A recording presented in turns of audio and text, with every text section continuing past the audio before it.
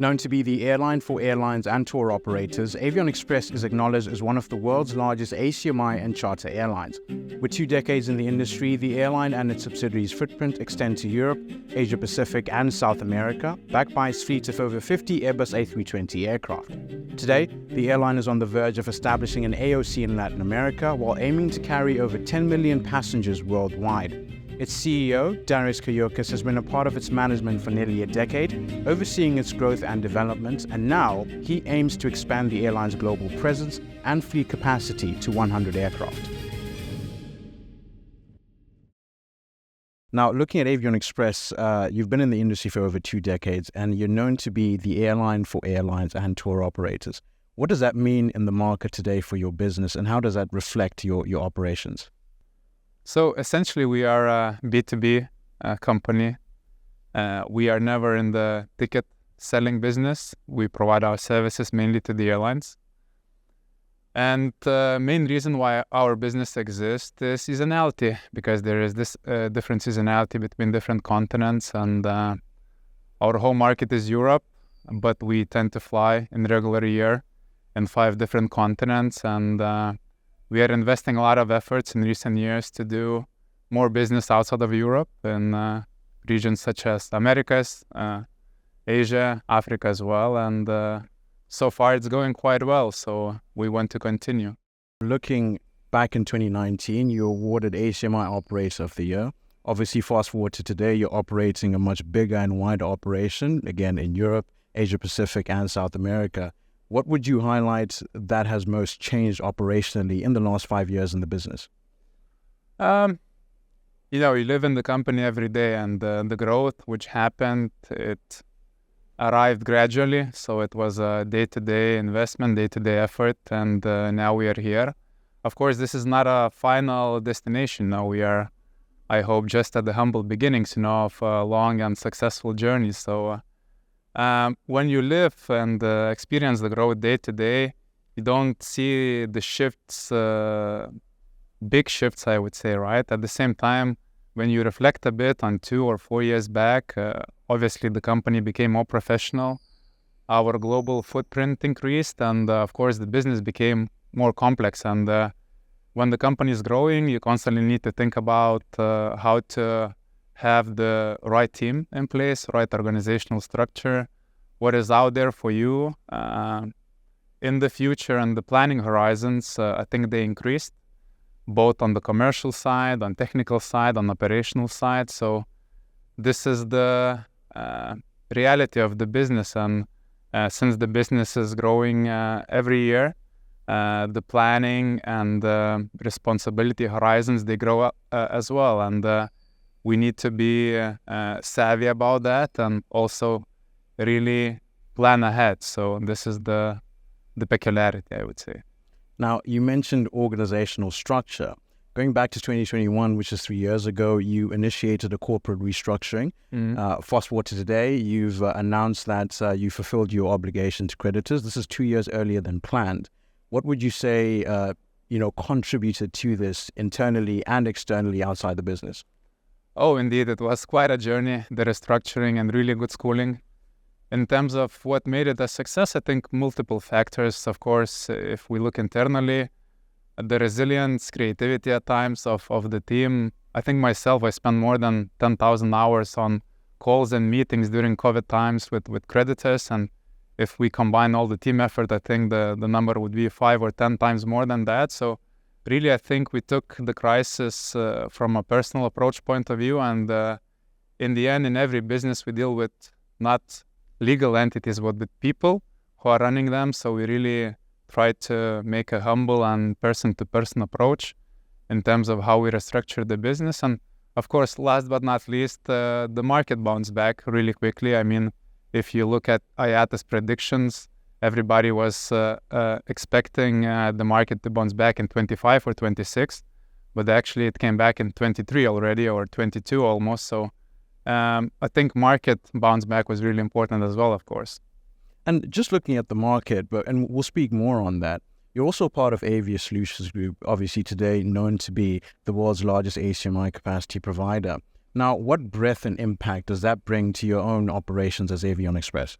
Oh, it's very, very important. I mean, the support we receive from the group, and if we speak about restructuring itself, I mean, we not being part of the group, I think we wouldn't have made it a success. So really, thanks for the group for that as well. And I mean, I don't recall the number exactly because it's growing every week, every month. I think it's more than 12,000 professionals working in the group. So, I mean, it's really a group of people on whom we can rely to, and the global network book of all people who are working in the group is really major. So that's really important for us trying to do business, in all the different corners of the world. And also, we have quite a few ACMI airlines in the group, and this internal competition is also something that pushes us forward. And we really try to take it from a positive perspective. And, when you have strong competitors around you, it pushes you ahead every day. So that's very important and a good characteristic of the group, I think. Pre-pandemic, you operated a fleet of 22 aircraft. Today, it's over 50, and there's a very big difference in terms of operating a fleet of 20 aircraft to a fleet of over 50 aircraft. How has your fleet management strategy evolved over the last 5 years or so? It's a constant shifting strategy, I would say. First of all, we used the pandemic years, 2020, 21, 22, to renew our fleet a bit. The average age of the fleet went down by roughly 4 or 5 years. So we made the fleet younger, also complying with ESG requirements and trying to make our operations more green. At the same time, we are constantly expanding the team. Now in the fleet we have 5 people altogether, and we are every year expanding it. So I think the global network, people we know from fleet management perspective is very wide. At the same time, just nuance of recent years, we're trying to do more asset deals due to the fact that the global capacity is very constrained. So previously we were relying quite a bit on operational leases, which we still do today. At the same time, we want to do more asset deals in the coming years, and we are investing time and efforts to do that. Now, you mentioned a very interesting fact there, how the global capacity today is quite constrained. On the other side of that coin, you've got also delays in new aircraft deliveries in the market. But you're also planning to get to 100 aircraft by a timeline of about 2027. What's your plan in getting to that milestone, let's say? Asset deals, which I mentioned, and also looking for really diamonds in the market. And we are looking to NEO territory, Airbus A320 family NEO territory, quite constantly, and looking for the right moment in time to enter that field. And also regarding this 100 aircraft mark, for us in Avion is like a horizon, but it's not carved in stone. We shouldn't close our eyes and ignore the reality, the market reality, right? So really the capacity is really constrained, and the market prices for aircraft is really high. So we don't want to overgrow the fleet as well. We want to do it, smart. And we will grow as much as our efforts and the market will allow. So this 100 aircraft mark will be reached, I'm sure, by Avion, but the question is when. So 27 to me is not carved in stone. We will really look with our creativity and diligence what we can do. But if we'll reach a number below that, it will still be fine to me. As a manager of Avion Express, if we'll be returning good profits to our shareholders and creating value to our customers, because this is the most important part. You mentioned A320 NEOs in the fleet. In addition to that, are you going to be considering long-haul options, maybe in the business and also operationally? Wide bodies, I think, is not for us, at least for today. Wide bodies business model, I think it's much riskier than narrow bodies, and I think as everywhere in economy and business, you need to compare risk and return. So I think risk and return factor in narrow bodies operation is better than on wide bodies operation. So we'll stick to what we know. And during the pandemic, when a lot of things in business were shifting, we were thinking about our strategy and decided to stick to what we know, delivering value in narrow body operations to our ACMI customers worldwide, and we want to still deepen that and be really leaders in this market segment. And with regards to NEOs again, as I said, we are looking to enter this territory for quite some years right now. At the same time, biggest risk to me over there is engines. So engine risk, reliability, and cost related to overhaul of engines. So once the pricing connected to that and the risks will go down, I'm sure we'll enter NEO territory. I'm coming 2-3 years from now. Now, just breaking down your ACMI model, which relies on shifting capacity to counter-cyclical areas, or in other words, shifting aircraft to different geographies that have opposite or counter passenger or peak passenger travel seasonalities there. Now, what does that look like from an implementation standpoint today? And maybe give us a forecast into what that will look like in the next 12, 24, 36 months. Yeah. No, indeed. I mean, as I said, we invested quite a bit of our time and efforts to open up the market, so to say, and then reach customers for whom we haven't flown previously outside Europe. So this is continuing, and we are putting Americas region in focus quite a bit, especially South America. And I think we are reaching a tipping point in the Americas in terms of ACMI, because previously quite a lot of markets were quite closed for ACMI as a concept, as a business model. And in recent years, we see countries such as Mexico, Brazil opening up, and with the new president in Argentina is willing to open up the market as well for ACMI. If we look at our customer pool, we have quite a lot of aircraft in the Americas region, would it be all year round or for seasonal contracts.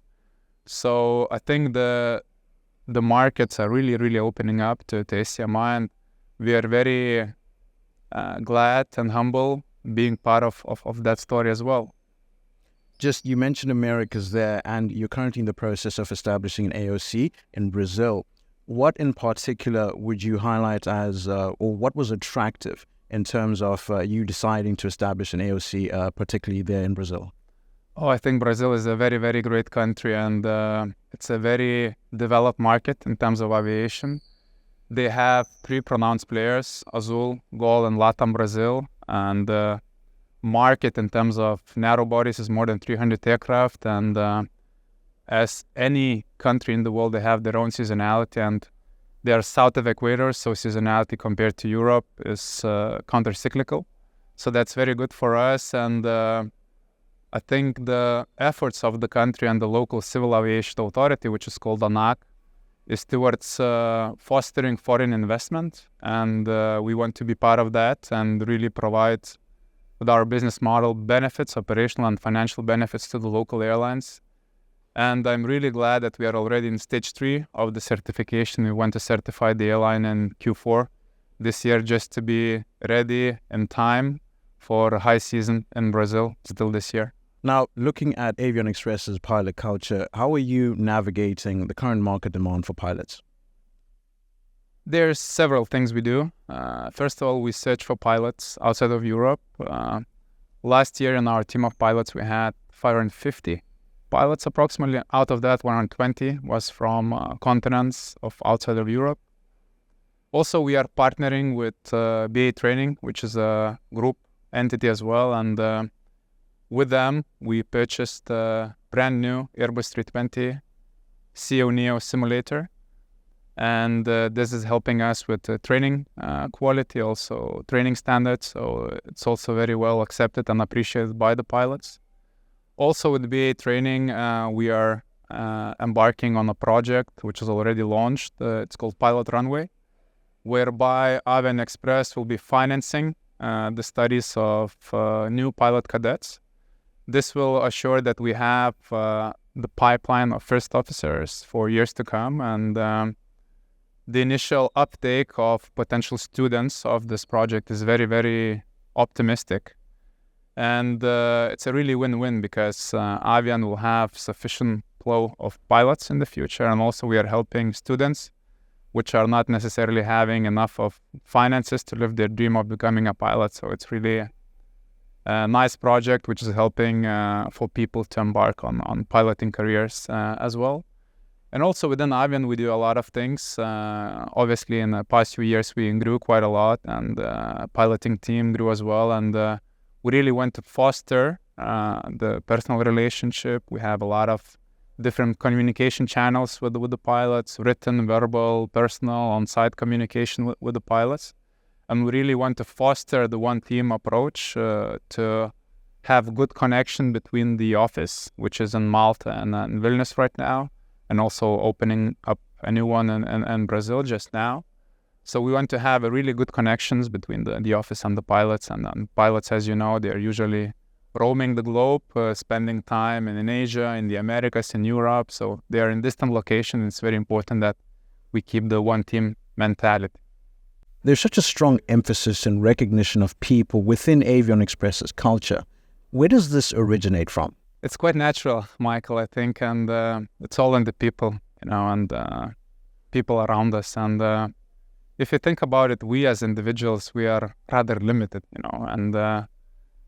but once we add people together, they can make really, really beautiful and successful things together. And any airline's business is very operational. We have a lot of interdependencies between the departments, and to be successful really on a personal level, you need to suppress your personal ego when there's some sort of interdepartmental projects. Go to speak to a person, ask about his doubts, fears, successes, and try to nail any issues you have, because usually any issue in an airline is being solved or involved by different departments. So it's really important to try to understand others and try to help them being successful, because if the company will be successful, personally you will be successful. So it's a very interesting journey, and something I truly believe in, that really, if we want to be successful on a personal level, we need to help the group of people be successful. And it's also coming from evolutionary point of view, because we as a species, as human beings, our success is basically defined how much benefit we can create to others. You're never alone, right? We are social beasts, right? So we need to thrive in a relationship with others and help each other. So this is I think, key concept which I believe personally in, and this is Avian DNA, which we try to live every day.